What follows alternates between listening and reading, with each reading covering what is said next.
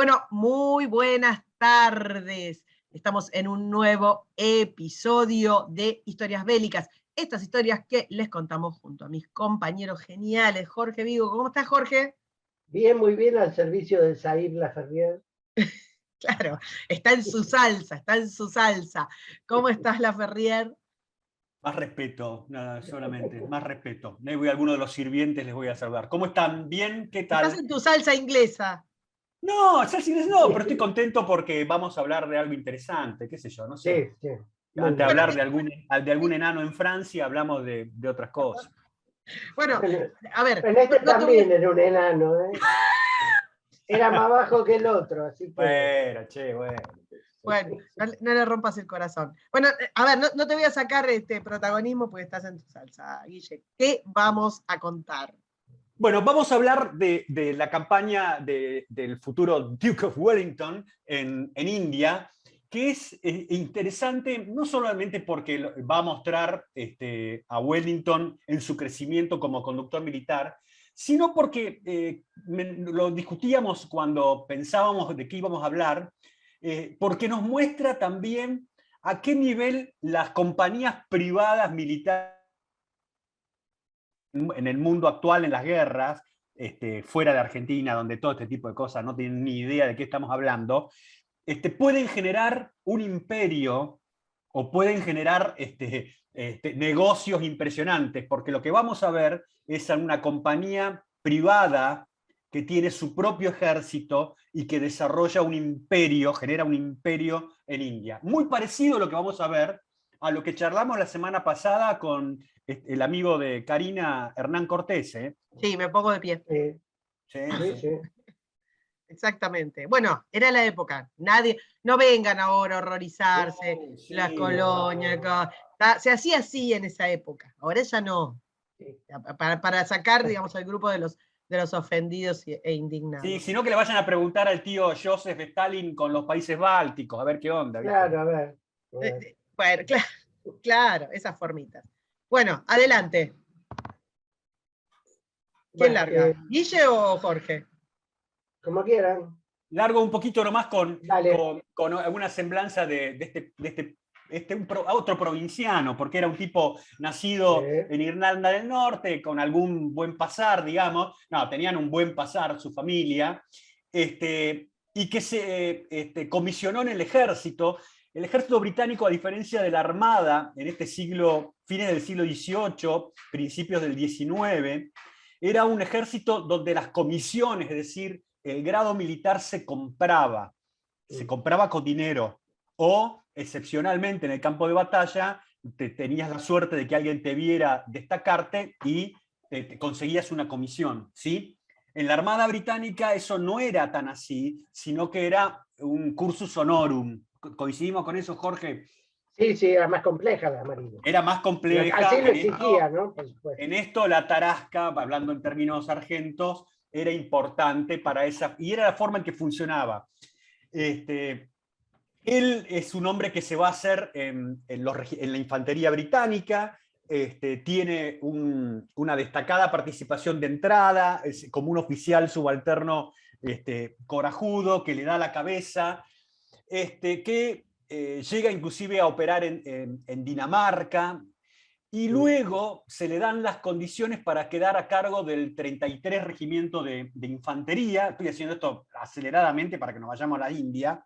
Y en 1796 embarcan para irse a operar a la India, donde se está dando una cosa extraña. La India no está formalmente bajo el gobierno político del rey, de la Inglaterra de ese entonces, sino de la Compañía de las Indias Orientales. Jorge, parame donde yo estoy diciendo alguna macana, ¿no? Bajemos a la página 2. Ok. Donde esta compañía se instala, como se instalaron también los holandeses, se instalaron los franceses y varios en la India, para conseguir, digamos, facilidades comerciales. Y así como se iban instalando, fueron generando su propia seguridad para esas factorías o lugares portuarios donde comerciaban, y poco a poco se fueron adentrando en la inmensidad de la India, y como Cortés en la charla anterior, se iban asociando Claro. con Marajáes, otros señores de la guerra, para avanzar en su, digamos, en su intento de progresar en la conquista de esto. Pero además iban generando un ejército que servía a la Compañía de Indias Orientales. Y ese ejército, vamos a estar viendo ahora, que no solamente está nutrido por las tropas nativas, sino que el Reino Unido comienza a mandar fuerzas para coayudar a la Compañía de Indias, esto lo puede explicar quizás mejor Jorge, que van a estar operando en este mix extraño entre un emprendimiento privado, es así, es un emprendimiento privado, o dirían acá en el mundo argento, una empresa mixta, empieza a transformarse, hasta que llega el motín. Perdón, no sé si lo dijimos la semana pasada, pero los conquistadores también eran empresas privadas. Sí, tal cual. Claro, sí, recordemos que esto, digamos, el mundo se conquistó, se colonizó, acá se industrializó con la la impronta privada. Esto de que tengamos estados que hacen absolutamente todo, hasta manejar lo que pensamos, es nuevito.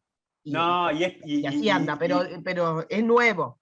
Y aceptado por primates mononeuronales. Pero lo que también quiero destacar, que en un paralelo con Cortés, los que gobiernan los marajáes, básicamente, que gobiernan la India, no son tipos primitivos, no son tipos incultos, no, son primero guerreros feroces, muy sofisticados políticamente, amantes del arte, y nos daría para extender un programa completo sobre lo que es la civilización de India, con esa mezcla entre musulmanes, hindúes, los mongoles que vinieron en su momento. Es una civilización harto compleja, y rindo acá mi tributo, porque mis bisabuelos y mi tatarabuelo nacieron en Madrás, eran indios y sirvieron al Raj,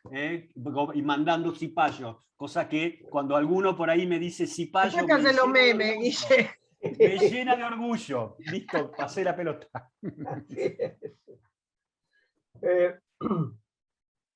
Esta compañía de la que habla Guillermo se creó bajo autorización de la reina Isabel I y era originalmente una compañía comercial.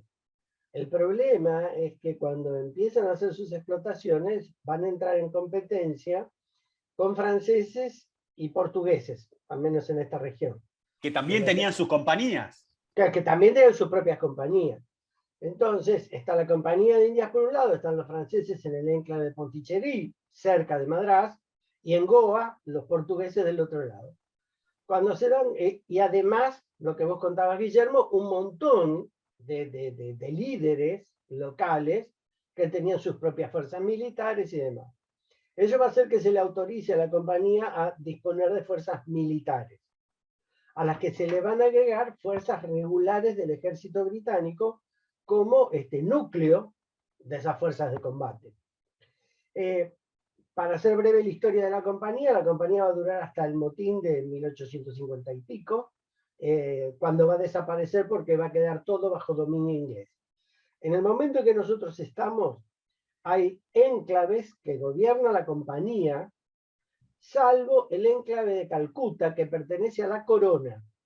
Y es ahí donde se asienta el gobernador inglés, que trabaja en coordinación con la compañía. Ni la manda del todo, pero tampoco la compañía tiene autonomía por encima del gobernador. Che, ¿y el gobernador por qué se instalaron si era la compañía la que operaba? Es una decisión de la corona. La corona se dio cuenta en algún momento que además, es decir, que no podía quedar todo en manos absolutamente privadas sin una supervisión de la corona. Por eso el arribo de las tropas regulares que vienen entre los que viene el duque de Wellington, ¿no? Claro, porque si no también esas tropas regulares quedan en el aire. Claro. Dominadas solamente por la compañía. Convengamos que la compañía, el ejército de la compañía, tenía grados militares, no era, digamos, una cosita así nomás armada, y que había inclusive vasos comunicantes, porque vos podías servir un tiempo en el ejército de la Compañía de Indias y después volver al ejército británico. Claro, por supuesto. Es decir, a primera vista era un ejército británico, claro, en su mayoría, con tropas coloniales además, pero a primera vista no había manera de distinguirlo. Así que esta coordinación política vino por ahí, y como decíamos, después del motín, la compañía va a desaparecer e inmediatamente van a fundar el Imperio de la India para la reina Victoria. Sí, pero faltan décadas para eso todavía. Pero falta mucho para eso. Sí, de momento, lo que tenemos es una necesidad regular, hasta acá regular, de que tropas regulares británicas se combinen con las tropas que ha contratado en distintos puntos la compañía.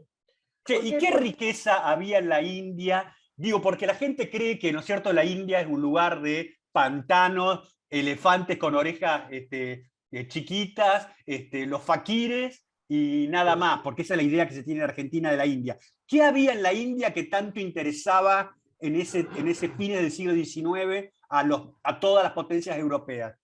Acá hay mucha madera, básicamente. Minerales no tanto, pero hay, indudablemente. Y uno de los saltos grandes que tuvo la compañía fue cuando encontraron el salitre, claro, que es un componente de la pólvora. Claro. Así que esa fue una inversión gigantesca que yo no recuerdo los números, pero sí recuerdo que en un año recaudaron la deuda total de la compañía. Sí. Así que fue una barbaridad. Y después, por supuesto, trabajos artesanales, telas de la India, que eran muy importantes, algunas cuestiones de granos, no mucho, pero además es un enclave de paso desde Indochina, desde Burma, de China, es decir, era muy importante mantener eso. No, te posiciona en el Asia de una manera tremenda. Sí, y una cosa, el té. Claro. También el té. Que hay una discusión ahí si lo llevaron de la India a China o de China a la India, pero el té también fue terriblemente importante. Sí. ¿Qué sucede? Wellington, Wellesley en este momento, ahora vamos a explicar cómo va a cambiar. No, en realidad la historia es bastante normal dentro de la estructura social inglesa. Incluso él desciende que hay un título en la familia, que es el de Lord Mornington, que lo va a heredar su hermano Ricardo.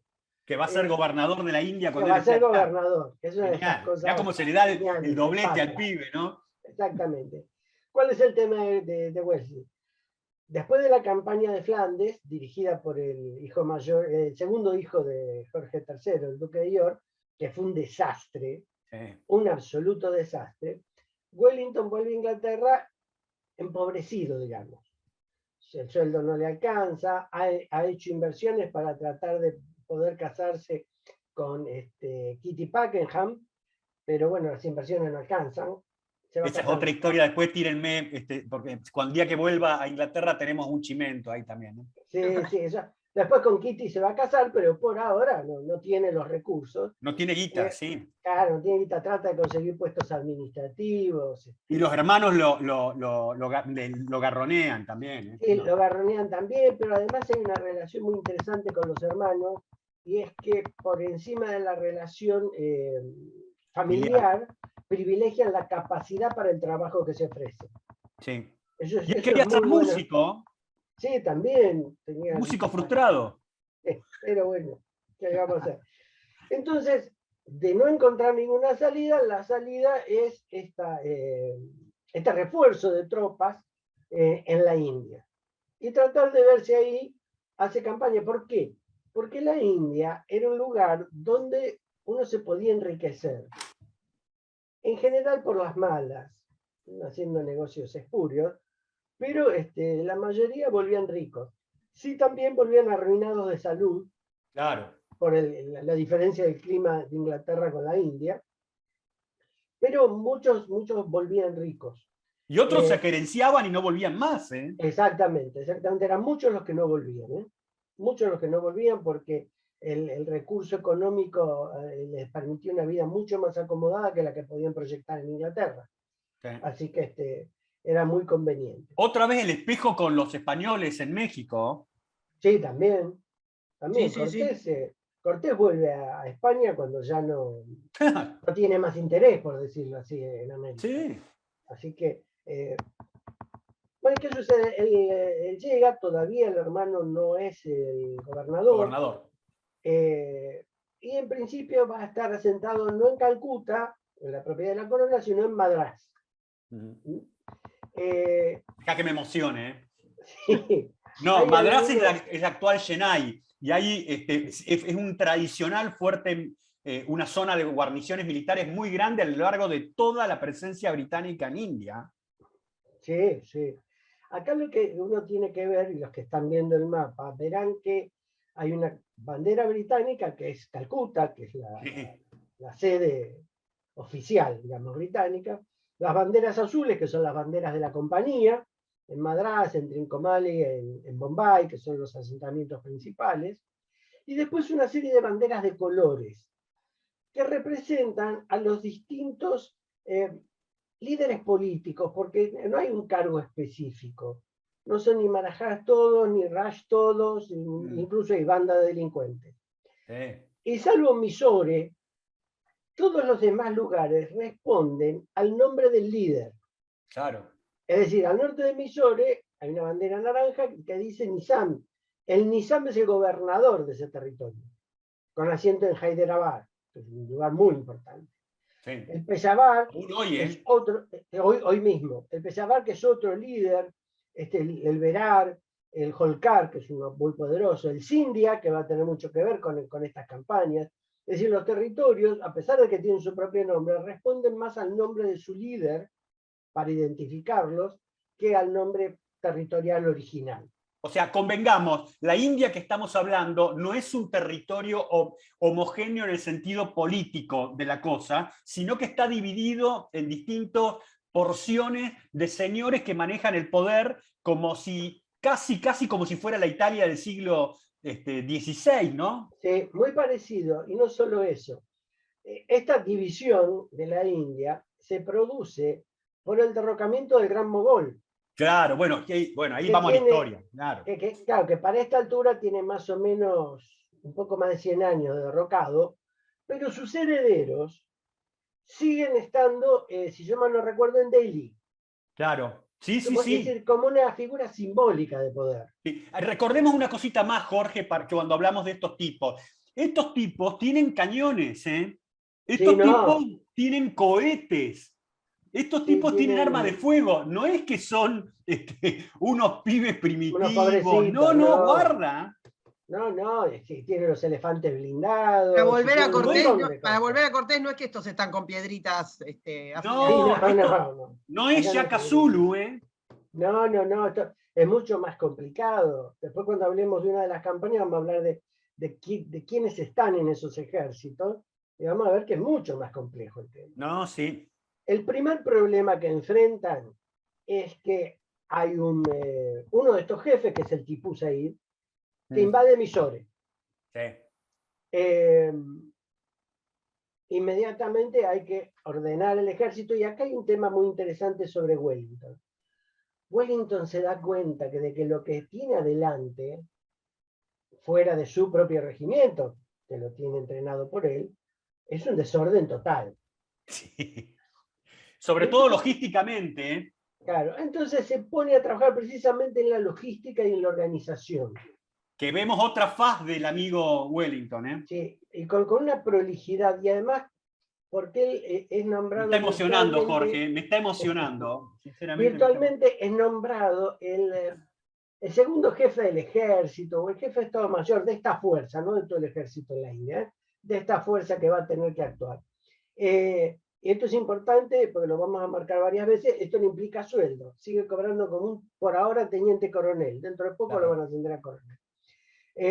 Y logra una gran organización, se dedica mucho porque tiene que pese al apoyo que puede pedir de Calcuta, tiene que negociar él con los proveedores de bueyes, de alimentos, de carros, lo engañan varias veces, tiene que cambiar normas administrativas, porque los bueyes podían trabajar determinados días de semana y determinados no. Es decir, un trabajo monumental, pero logra un ejército que se puede mover y que puede actuar. Incluso las campañas acá, no vamos a aburrir con fecha por fecha, pero las campañas, a lo mejor desde que empieza el primer problema hasta que el ejército reacciona, pasan entre 6 meses y un año. Es que los espacios son inmensos, Jorge. Sí. Es decir, entre los espacios, el clima y los problemas logísticos, lleva mucho tiempo todas estas campañas. Por supuesto, la fuerza de Wellington no es la única, y mientras está haciendo todo esto, lo van a nombrar, si vamos a la página siguiente, lo van a nombrar a Richard, su hermano, como gobernador.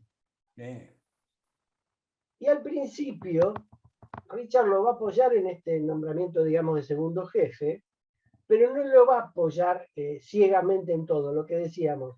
Entre los hermanos, que se tienen bastante afecto, aunque a veces han discutido, tienen mucho respeto por cumplirle al otro el favor, por hacer lo que se debe hacer y por demostrar capacidad. ¿Y qué es lo que pasa aquí? Richard, que ha sido Lord Mayor en Irlanda antes, es nombrado, si yo mal no recuerdo, conde de Wellesley. Y le dice a Arturo, a nuestro Wellington, que ya que él cambia el nombre, como él cambió el nombre por el título, que él también se cambie el apellido. Para establecer la línea familiar. Y entonces a partir de acá, Wellington deja de ser Wellesley y empieza a ser Wellesley. Más o menos como del hermano. Como Augusto cuando se mete en la línea de los Julia ahí en Roma, ¿no? Todo es así. Exactamente. Así que ya le podemos cambiar el nombre, lo podemos llamar Wellesley como se lo llamó hasta que lo nombran Duque de Wellington. Claro. ¿Y qué sucede? Hay otros comandantes ahí. Los comandantes de la India son de altísima variación de calidad. Sí. Los generales no son muy buenos. Sí, pasemos a la otra porque es muy simbólico, pero ¿qué es lo que sucede? Hay un general Byrd, que es el comandante principal de la fuerza, que logra chocar en una batalla abierta con el Tipu Saib y lo obliga a replegarse sobre una ciudad de Mysore que es Seringatapam. Sí. Es una fortificación, pero cuidado con esto, son fortificaciones antiguas, no son fortificaciones de la época de la pólvora. A pesar de que los indios la tienen, no son fortificaciones como pasó en el cambio en Italia, que aparecen los cañones y construimos castillos diferentes. Acá todavía hay mucha construcción antigua. Así que se va a refugiar en Seringatapán, y es ahí donde Wellington va a juntarse con Byrd y van a sitiar la ciudad. El sitio no dura mucho tiempo, ciertamente. En la página siguiente lo vemos. Espera, un minuto en esta lámina anterior. La bandera que está flameando, para aquellos que no lo... es la bandera de la compañía, ¿eh? Sí, claro. La bandera que guía las tropas es la bandera de la compañía. Esto es muy fuerte, porque recordemos que mientras estamos hablando hoy, acá a las masas que nos siguen, ¿no? Está la compañía privada Wagner, rusa, en Mali, ¿no es cierto? Haciendo su negocio, combatiendo a los radicales islámicos y sosteniendo al gobierno de Mali. Eso es lo que estamos hablando acá. Claro, por supuesto. Porque esta es una operación de la compañía. Claro. Con supervisión inglesa, pero es de la compañía. Tal cual, pero la supervisión, imagínate la supervisión inglesa desde Calcuta. Claro, no, y además porque hay una cosa que hay que tener en cuenta. Esa supervisión tiene como fin último la recaudación de los impuestos de la compañía. Tampoco. Sí. Sabíamos que era. Follow the money. Exactamente. En la siguiente, vamos a ver el asalto a Seringatapán. Sí. Y acá está la clave de la lucha con los indios. Los indios son muy buenos luchadores, pero al primer escollo se desarman. Y en los ataques a ciudades, en cuanto los ingleses rompían una parte de la muralla o tomaban una torre, la moral india se caía. Porque a mí me ¿Eso parece que qué un es? problema de ¿Eso es la mandos intermedios. doctrina? ¿Qué es? Tiene que ver con los mandos intermedios, pero también tiene que ver una cosa, y que va a tener mucho que ver después con el motín, es que cuando nosotros hablamos de la India, hablamos como si fuera una unidad. Claro. Y realmente la India era un montón de subunidades políticas, pero además subunidades étnicas y subunidades religiosas. Es decir, las religiones no eran uniformes, variaban por todos lados. Aquí hay musulmanes, pero también hay indios, hay Pero aparte sikhs, esos indios se montones. pueden dividir y dividir y dividir y dividir. Exactamente, Lo mismo que exactamente. los musulmanes. Claro, es decir, no hay una unidad. Digamos, hablar de la India es tan absurdo como en el siglo V a.C. hablar de Grecia, un Claro, conjunto de ciudades. Acá es lo mismo. tal Y cual. yo creo que en parte debe tener que ver con eso, porque eso después se ve en el motín. Vos sabés Eso, que en esta toma de Seringapatam, que no me sale difícil de pronunciar, parece un sí, nombre difícil. filipino, ¿no? Sí, Hay un problema de control de las tropas británicas que comienzan a sí, saquear y a violar, y el amigo Arthur tiene que castiga con latigazos a varios y tiene que colgar a otros. sí. Cuestión que no hace en Badajoz en la guerra de la No, península, porque sí, cuando le preguntan, porque cuando logra parar al saqueo que se produce luego del asalto a Badajoz, alguno le dice, Milord, cómo no castiga más fuerte a estos tipos? Y él dice, es mi herramienta de trabajo este ejército. claro, claro. Y además porque pese a todos esos castigos no los pudo contener. ¿Vos Porque hablás de también, Badajoz o de no, acá? no, no, no, de acá. ¿Por Ajá. qué? Porque todavía acá, es decir, porque acá estamos en el filo de la guerra del siglo XVII y la guerra napoleónica. Si Sí, todavía no está tan cerrado el paquete en la táctica, en la estrategia, en la doctrina, todavía estamos dando vuelta en eso. Entonces los regimientos respondían mucho a sus coroneles.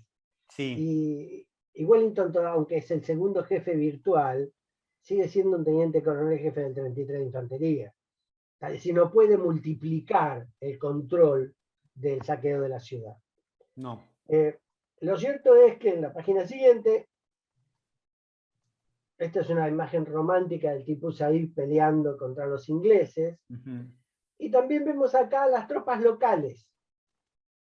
Usan las chaquetas rojas, pero se distinguen El por... shortcito me mata. El shortcito Claro, me el mata. shortcito, sí, y bueno, pero esto no hay plata para todos los pantalones para todo y bota para todo, No, y así como que unas crocs. sí, tiene como unas crocs muy simpáticas, y usan unos cubrecabezas muy distintivos que hacen también a distinguir una unidad regular inglesa de una unidad local.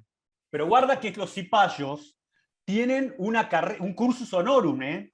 Sí, no, por supuesto, por No es supuesto. que es tropa sumada y que lo entrenan y muere el tipo como tirador o jinete o artillero. No, no, no. Tienen toda una carrera dentro ahí y una estabilidad económica Sí, que es una atracción muy importante de servir para la compañía.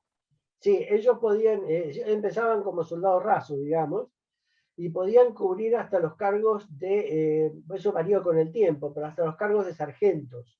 Sí, porque Y en, y ya en- sobre el final del siglo XIX, los tipos pueden sí, llegar a ser oficiales. sí, De sí, hecho, sí, en la Primera y la Segunda Guerra Mundial vas a tener oficiales que vienen que indios, son indios, ¿no? sí, sí, por supuesto. Eh, y una nota interesante acá es esta imagen que está hecha de propósito. ¿Por qué? Porque cuando están entre el saqueo y la limpieza de tropas enemigas, porque eso se mezcla adentro de Seringapatam, en una de las puertas de acceso encuentran a gente apelotonada, muerta, una encima de la otra, otros vivos tratando de huir, y debajo de esa pila de cadáveres se encuentran al Tipú Said, Claro. al que motivó todo este problema. Che, es interesante que en las imágenes que está a la izquierda, donde se ven las tropas del Tipú, se ve un estilo, si me permitís, morisco en sus armas, ¿no? Sí, Porque tiene que ver con la Así influencia corvas, ¿no? islámica, ¿no? sí, sí, Eso es algo que está poco conocido entre nosotros, de la influencia del Islam en la India durante siglos. sí, no, por supuesto. Y el resentimiento que eso generó entre los no islámicos, el ser dominado por los musulmanes durante tanto tiempo, ¿no? Sí, eso, y bueno, es el mismo problema que va a terminar dividiendo la India. Claro, y que es lo que todavía hoy se siente. Parece Sí. mentira, porque en realidad, y un minuto, los musulmanes dominaron durante siglos la India, con mucha fuerza, sobre todo en el norte de la India, pero generaron un resentimiento importante. Sí, sí, terrible. La verdad que sí, terrible. Bueno, y hace también a la división. Por eso no hay una India unificada, hablemos de esta época, ¿no? ¿No? Tal cual. Porque forma una división de una división de una división. Exacto. El resultado de todo esto para Wellington es que él termina siendo nombrado responsable de Seringatapán. Sí. Es virtualmente un gobernador. Entonces él tiene que ocuparse de toda la parte administrativa ahora. Reorganizar la ciudad, limpiarla, atender todos los problemas económicos, mantener al ejército. Es decir, empieza a trabajar, pero la verdad una de las cosas que uno no le llama la atención, sino que, no sé cómo decirlo, le gusta ver, es la dedicación al trabajo que tiene Wellington. Sí. No le esquiva a nada. En esto se parece, no te lo voy a decir que se iguala, pero se parece a Napoleón en el sentido de una capacidad que va más allá de poder destruir al enemigo, ¿me entendés? Son tipos distintos, son tipos que utilizan la fuerza militar como una herramienta. Creo que Napoleón es más, ¿no? Pero esa cosa refundacionista. Sí. No, además hay que reconocer una cosa, Napoleón es más porque tiene una posición política diferente. Sí, no tenía esa pulsión, porque cuando fue primer ministro no fue un buen primer ministro. No, pero no solo la pulsión, sino que al momento es la posición. Uno es, de momento, un coronel, que va a hacer unas campañas en la India, y el otro ya es cónsul. Es decir, uno le ve más cosas a Napoleón porque tiene una disponibilidad mayor también. Yo creo que en ese sentido eran muy parecidos, no sé si uno era mejor que el otro, pero como dedicación de trabajo yo creo que eran casi iguales. Sí, pero yo creo que había más una apetencia política legítima en Napoleón que en Arthur. No la tenía esa pulsión y le llegó y bueno, se demostró eficiente en algunas cosas y en otras, como fue cuando fue primer ministro, que no fue un buen primer ministro. No fue bueno. Mientras está haciendo esto, él también tiene un trabajo con su hermano, que es algo así como un trabajo de espionaje. Es decir, él mantiene informado a su hermano, a pedido de él, sobre la situación militar, la situación política, las variantes económicas, toda información que le llega a él y que es sensible al gobierno de la corona, la transmite a su hermano Ricardo. Bueno, en esto también hay un punto que hay una continuidad en él, que es digamos, su mirada como parte del imperio. Es decir, él no era un jugador aislado que estaba haciendo su negocio acá, sino que él se veía como un servidor de su país, más allá de las ventajas que podía obtener. Por eso él tenía una mirada de más largo plazo que solamente lo que podía conseguir de su estadía en India. Sí, por supuesto. Y lo vamos a ver en la campaña en la península o inclusive después en la campaña de los 100 días. No, incluso también hay una cosa. La vida en la India, para los ingleses, era una fiesta. Sí. Y yo creo que él le debía haber costado en manejar su relación de tener que participar de la fiesta por su posición, y de tener que alejarse de la fiesta para poder trabajar como quería. Mm. Yo creo que eso le debe haber costado, porque incluso hay algunas historias, las fiestas eran brutales, duraban días, se emborrachaban todos, y se cuentan algunas historias de que en alguna Wellington terminó borracho, pero no por gusto, sino porque quedó atrapado, digamos, Sí. en la fiesta. Fiesta que digamos que llegaba no con ellos, pero que llegaba hasta la tropa, es decir, el soldado que vivía, que se había enlistado en el ejército, pobre, de toda pobreza, viviendo en Inglaterra, llegaba Sí, acá y era un señor en el lugar donde le tocaba. sí, por supuesto. Incluso porque la historia del personal no condice con esa fiesta. No, era muy austero. Era muy austero, es decir, también hay que ponerlo en perspectiva, es decir, él tomaba vino, no era tan abstemio como algunos dicen, tomaba a lo mejor una botella y media en la cena, y después alcohol después de la cena, digamos, la sobremesa. Sí. Pero eso no lo ponía en el lugar de ebrio ni cosa parecida. Pero no condice con todo el resto. Y él sigue preocupado porque necesita dinero, tiene que trabajar. Sí. Es una preocupación permanente de él y que se ve en las cartas y se ve en toda la historia.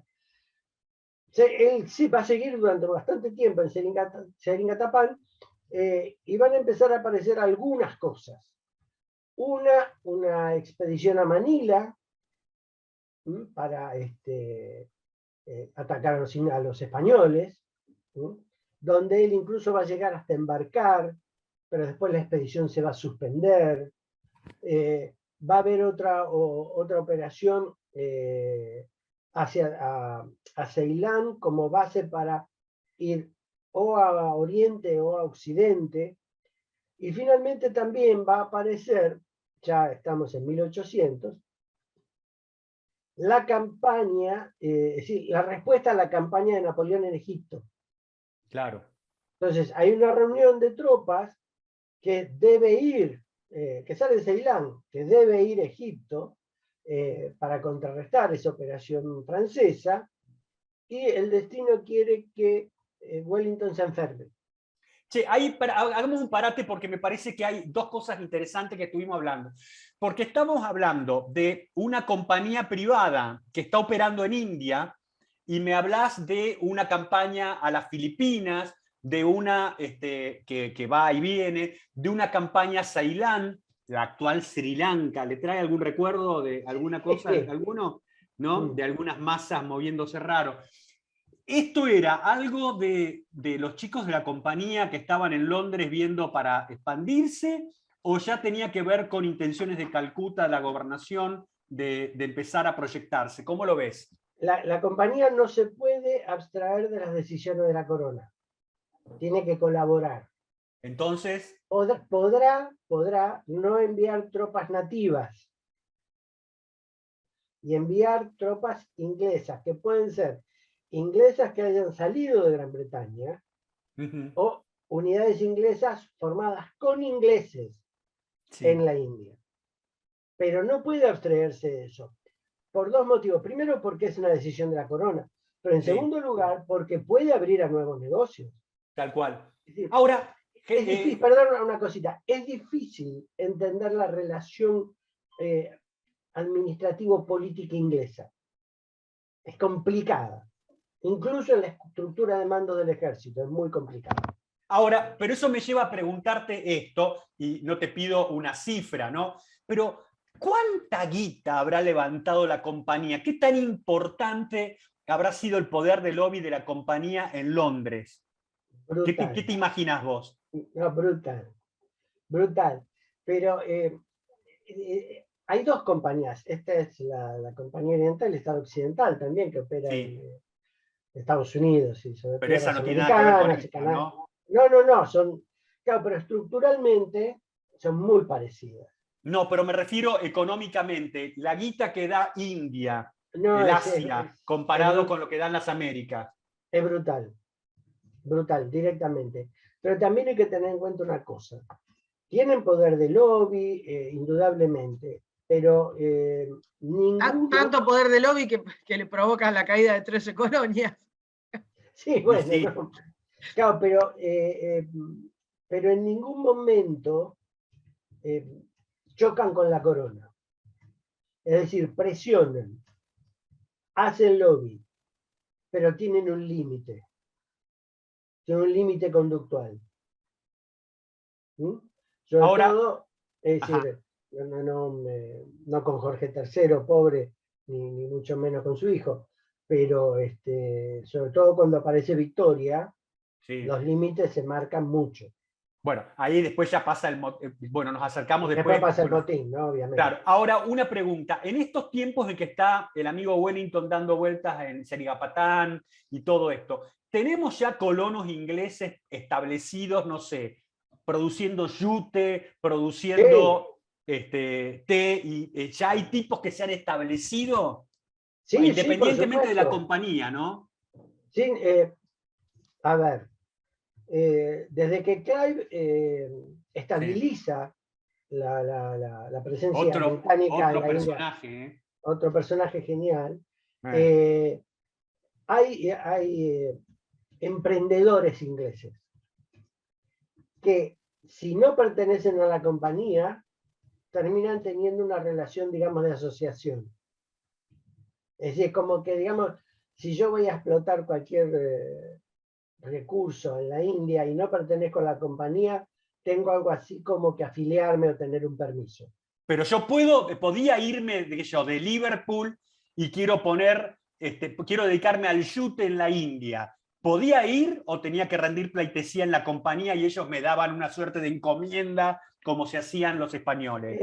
Que yo sepa, encomienda no, pero la compañía avalaba o no, según digamos, la compañía funcionaba como un banco en última instancia. Está bien. Revisaba el proyecto de inversión, si era posible o no, porque incluso muchos de ellos eran emprendimientos privados fuera de la compañía, que la compañía luego podía explotar y podía apoyar o no para obtener recursos para la compañía y para la corona. Claro, pero le convenía a la compañía o sea, no lo veía como una competencia, ¿no? No, por supuesto que no. Por supuesto que no. Lo que pasa es que las relaciones son más, no son tan lineales. No son tan lineales. Cuando se produzca la guerra del opio, la compañía va a poner Nos van a matar por esto, nos van a matar, por la guerra del opio nos van a matar. La compañía va a poner cara de idiota. Y sí. Pero, y los que van a protagonizar son los explotadores de opio, pero esos explotadores tenían vínculos con la compañía. Claro. Es decir, por eso lo que yo decía, las relaciones británicas son muy difíciles de comprender. Difíciles. Acá va un poco eso de donde van los negocios, Sí. va la bandera, ¿no? Claro, claro. Pero claro. y hay otra cosa que vos mencionaste, y no sé si tu corazoncito te lo impide profundizar. ¿Qué pasa con los franceses acá? Porque los franceses estaban dando vueltas también. Claro, pero los franceses, después de la campaña de Clive, y que virtualmente pierden Pondicherry, que era su base fundamental, y en medio de la revolución después, y no tienen muchos recursos para aprovechar acá. Pero digamos que los franceses también vieron a la India como un negocio brutal, ¿o no? Sí, sí, por supuesto, pero no tuvieron ni el empuje ni la visión económica británica. ¿O los agarró mal la época, la transición política en la que estaban? Sí, eso también, al final, pero los franceses ven las colonias como algo propio para explotar, pero no terminan de entender que esa explotación tiene que tener un rendimiento económico útil.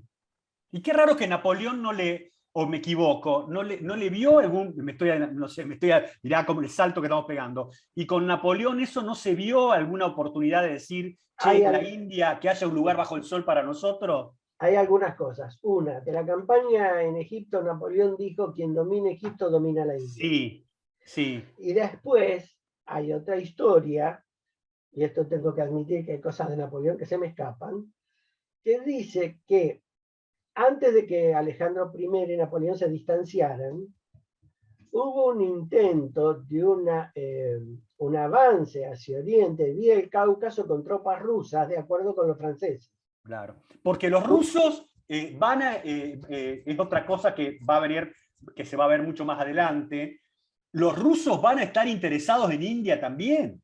Claro, por supuesto, después el gran juego El gran estratégico juego. y demás sobre Afganistán y toda esa zona. Vos fijate, Sí. ¿no? ¿Qué diferencia con nuestro gran juego acá en nuestro país, ¿no? Porque el gran juego nuestro es cero, ¿no?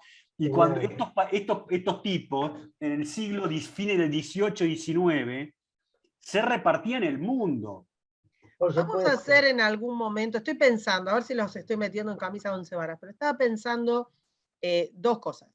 Una, que hoy no vamos a llegar a contar toda la campaña, la verdad que porque nos falta un montón y es muy rico en matices geopolíticos en este momento. Sí. Ya el mundo es totalmente una interconexión absoluta. Ya era global, Karina, cuando vienen a hablar de que el mundo está globalizado hoy. No, por supuesto, digo, es global hace mucho, pero mirá la cantidad de paralelos que tenemos acá. Que la verdad es que si estoy metiendo a Jorge, pobre, un día me va a matar. Pero si pudiéramos poner en paralelo, relatar en paralelo todo esto que está pasando, porque vos ahí lo metiste, mirá, tenés, en este momento estamos ¿qué estamos en 1803? No, 1797, 98. Estamos al borde del 1800. Al borde del 1800. Tenés baile en Hispanoamérica. Sí. Pesado. Estás a la vuelta de la esquina de todos los quilombos. Despelote en Francia. Despelote en Francia. Digamos, el despelote en Francia no es despelote en Francia, es Europa sacudiéndose por el despelote francés. Sí. Exactamente. Y tenés baile en Norteamérica. Todo eso a la vez, porque realmente es una época fascinante en la que se está reconfigurando todo, incluso la forma de hacer negocios. Yo te quería consultar, Jorge, y veamos dónde cortamos, porque quizás nos lleve más tiempo, no importa, porque es súper interesante. La forma de hacer negocios, la forma de sacar partido, digamos, político y comercial de todas estas conquistas, si querés, o de todos estos avances, no lo tienen tan súper claro. No lo tienen tan claro. De hecho... ¿A qué te referís? Ahí me perdí. ¿En qué te referís que no tiene tan claro? El gran público esto que vos estabas diciendo, que no sabés hasta cuándo te sirve o no te sirve, hasta cuándo es más guita la que perdés que la que ganás. Claro. ¿Cuál es la manera de implementar? No es lo mismo un ejército nacional, digamos, o un ejército que una compañía privada que tiene, digamos, su ejército mercenario para servir a los intereses de la compañía privada y que esa compañía privada después sostiene, obviamente, el Imperio Británico. Pero digo, se están configurando nuevas maneras de hacer negocios relacionados con la guerra, que no es lo mismo que hace un tiempo. Y por esto que vos mismo estabas diciendo, no es lo mismo cómo se maneja Napoleón que cómo se maneja el Imperio Británico. Ni es lo mismo cómo se maneja el Imperio Británico acá que cómo se maneja el Imperio Británico en Norteamérica, ni es lo mismo que la creciente decadencia del Imperio Español. Y está todo a la vez. No, y fíjense... Año más, año menos, pero están todos a la vez. Pero no, fíjense que también... Perdón. Si te meto en despelote, si pudiéramos hacer, con una diferencia, digamos, de 10 años, un paralelo de lo que es este momento. Sí. Y cortar acá, digamos, cortar en algún lugar de estos y seguimos con la campaña de Trump, si no la gente nos va a matar. Sí. Yo la visión que tengo de esto es que el paralelismo es más simple de lo que nosotros creemos. ¿Por qué? Porque todos estos movimientos que, como vos decís, son también movimientos de aprendizaje político y económico, no son nuevos en la historia de la humanidad. Si uno mira toda esta lista de despelotes que vos pusiste, podemos cambiar el nombre de los países y todavía los tenés. Todavía los tenés. Nadie entiende hoy qué hacemos con la explotación de petróleo. Un tema simple. Estados Unidos quiere poner un tope al precio cuando no es el principal productor. Entonces, ¿qué espera? Que el otro le va a vender al tope el barril de petróleo. Sí, y cuando tiene una China que consume creo que más petróleo que él. Claro. Y China, que también en este momento está, no en ebullición, pero tiene también montones de problemas, sí, e interacciones con el mundo, muchas más de las que siempre suponemos, y conflictos políticos, el conflicto de la Revolución Francesa, el de la Revolución Americana, como el de las revoluciones en Sudamérica, son conflictos de la gente con los gobiernos, sí, tema también de hoy. Yo creo que el paralelismo uno lo puede encontrar, digamos, esto es como si fuera un rompecabezas, distanciado en siglos, en la cantidad de siglos que quieran, donde la virtud del rompecabezas es que vos podés poner las piezas siempre de cualquier manera y te queda alguna forma para entenderlo. Siempre combina. ¿Cuál es la diferencia fundamental de estas combinaciones? Los líderes. Sí. La gente. Los jefes que entienden.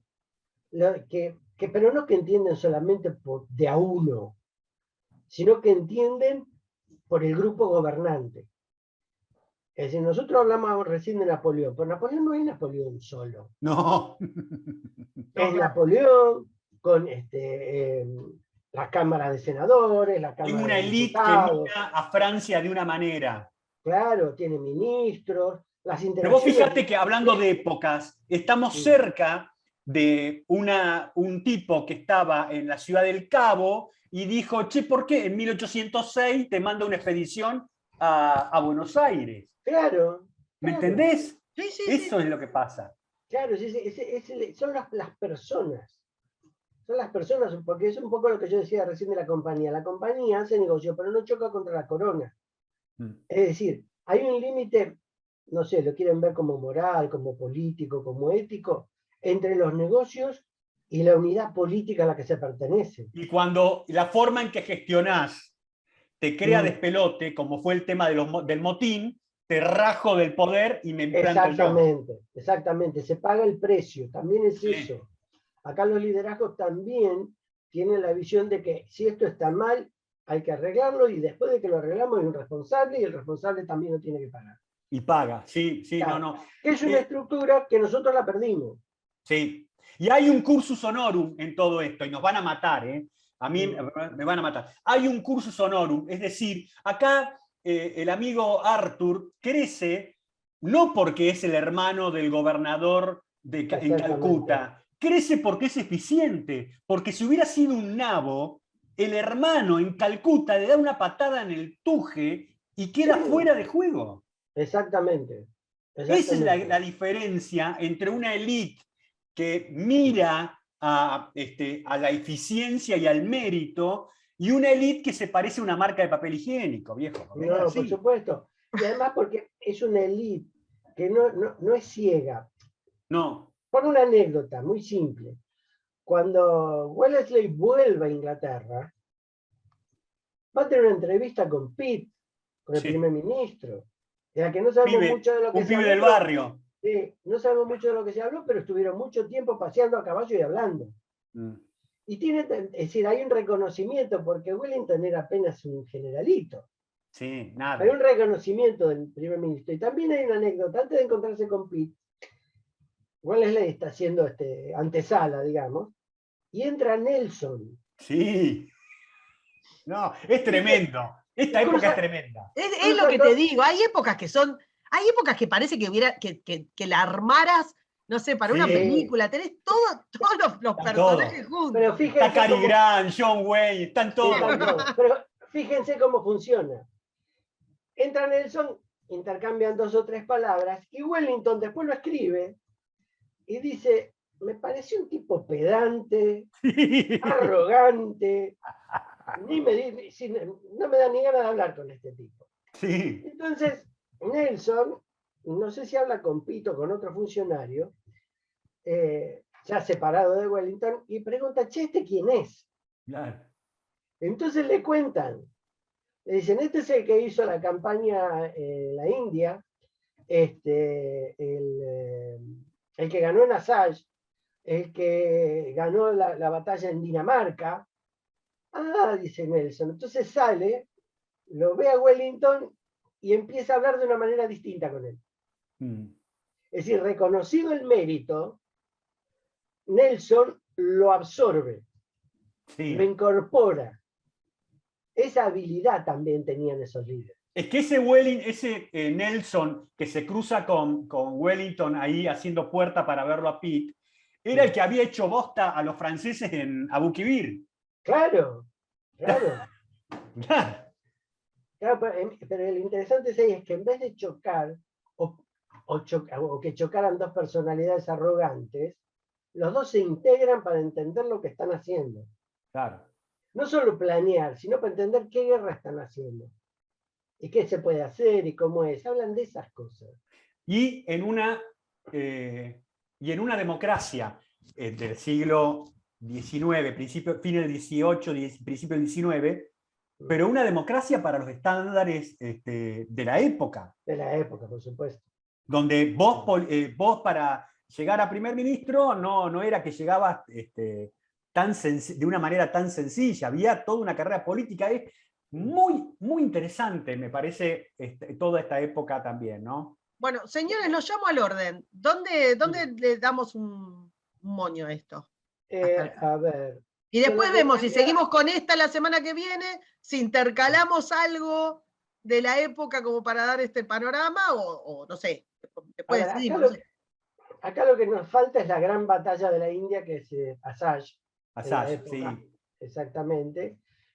Porque lo que va a suceder durante un año, más de un año, es esta actividad de Wellington dedicada a Seringapatam, a mejorar los sistemas administrativos del ejército, a continuar trabajando con su hermano Ricardo y a tratar de conseguir un ascenso para ganar más dinero. Yo les propongo algo, así lo hablamos en público, ¿no? ¿Qué les parece si la semana que viene seguimos con Asella y lo despachamos a Wellington para que se case con su novia? Con Kitty. Sí, con Kitty, que cuando llega va a decir, uy, qué fea que está, pero cumplió su palabra y se casó. Bueno, pasaron 10 años que te fuiste. Y bueno. Pero el tipo cumplió con algo similar le pasa a Enrique VIII, que un día lo podemos contar. Le mandan una foto tuneada después cuando llega la chica. Bueno, y seguimos contando cómo fue el tema hasta el motín. ¿Qué les pareció? Creo que nos da. Sí, sería bueno porque el motín a mí siempre me fascinó, me parece muy interesante entender qué significó el motín para la India y para los ingleses. Sí, porque, digamos, la campaña de Assaye no es tan complicada, tiene sus vericuetos y la batalla incluso tiene cosas... ¿Hay alguna enseñanza del duque de no darle bola a los tipos que le dicen por acá no se puede, ¿no? Sí, y es decir, vamos a dar un bocadillo. En la batalla en que el general Bert derrota a Tipu Saib antes de Seringapatam, lo derrota porque la artillería de India, en vez de disparar a los ingleses, le disparó a su propia tropa. Claro. Y en Assaye va a pasar algo similar. No tan grave, pero va a pasar algo similar. Sí.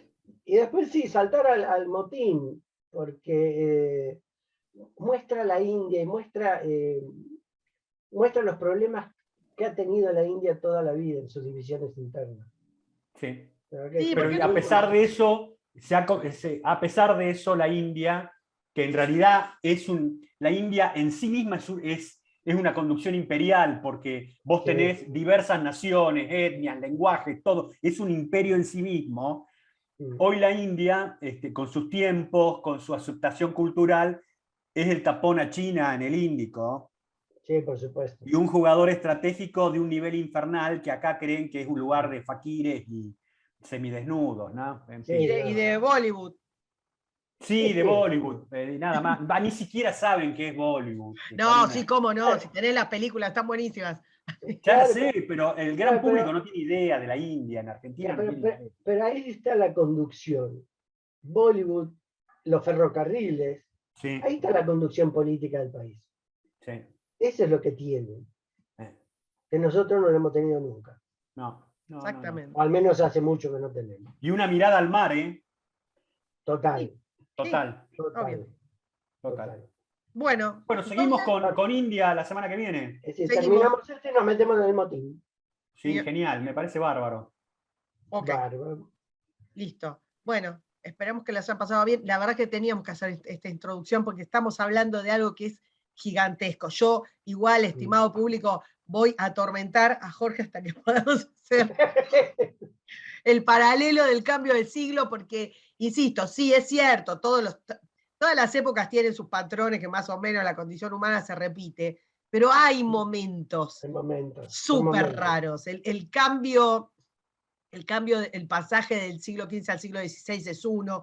Este Sí. cambio, no es que los siglos tengan nada en particular, digamos, cuando cambia un numerito, pero bueno, pero sirven como de referencia, los números redondos siempre garpan más, y además son momentos raros, son momentos, no sé, impresionantes de que se cruzan, de personajes tan enormes como estos que estuvimos nombrando, de formas de hacer las cosas, que se cambia la forma de pensar el comercio del mundo, los negocios alrededor, los imperios. No es lo mismo los imperios que conquistaban y bueno, íbamos viendo y después se quebraban en sí mismos porque no tenían la menor planificación, que cuando empiezan a pensarlo de otra manera.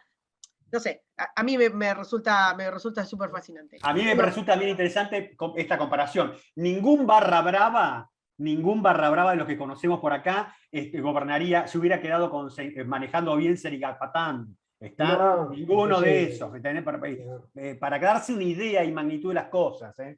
Por eso lo interesante. Si Ni se hubiera encargado de un código civil tampoco. No, tampoco, por supuesto. ¿Para qué?